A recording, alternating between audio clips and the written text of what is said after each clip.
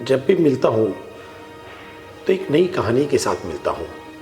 आज फिर हाजिर हूँ एक नई कहानी के साथ उड़ीसा के जिला क्योंझर की। उड़ीसा के जिला क्योंझर में कोनसिका की पहाड़ियाँ हैं। कहते हैं कि इन पहाड़ियों के ऊपर एक पत्थर है, उस पत्थर में 2 छेद हैं, जिस छेद से 2 जलधाराएं निकलती है जो आगे चलकर कुछ दूर पर अदृश्य हो जाती है। लोग उन जलधाराओं को गुप्त गंगा के रूप के नाम से पुकारते हैं। गुप्त गंगा। वैसे भी हमारा देश आस्था का देश है, पौराणिक कहानियों से भरा पड़ा है। खैर, ये जो जलधाराएं हैं जो आगे चलकर अदृश्य हो जाती है, फिर कुछ दूर चलकर अदृश्य नीचे नीचे चलती है, आगे बढ़ती है और एक ब्रह्मेश्वर धाम मंदिर है। उस मंदिर में फिर से प्रकट होती है और वैतरणी नदी का रूप धारण कर लेती है। वैतरणी नदी हमारे धर्म में एक पवित्र नदी, और इसी वैतरणी नदी के किनारे जन्म होता है भूया जनजाति में दैतारी नायक का।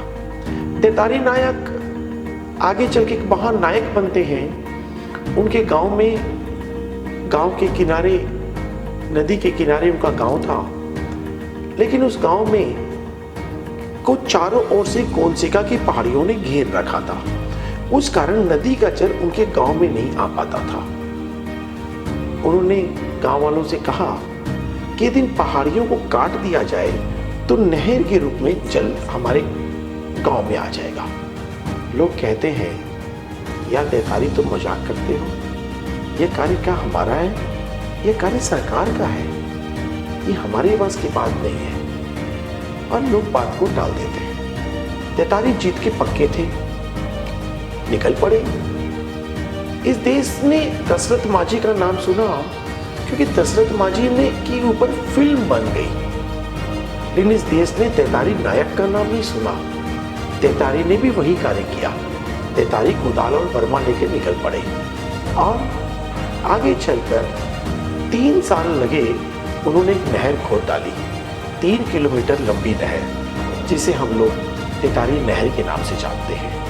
और इसी दैतारी नायक को भारत सरकार ने पद्म श्री से नवाजा। आप भूया जनजाति से आते हैं, ऐसे कई विलक्षण प्रतिभाओं से भरा पड़ा है हमारा देश, जिनको हमारी सरकार पद्म श्री, पद्म भूषण, पद्म विभूषण से सम्मानित करती है। और हमारा कर्तव्य है हम इनकी स्टोरीज को जानें, इन पर शोध करें, इनकी जीवनियाँ लिखें और इनसे कुछ सीखें। चलिए फिर मिलेंगे अगले वीडियो में, फिर एक बार। तब तक के लिए जोहार।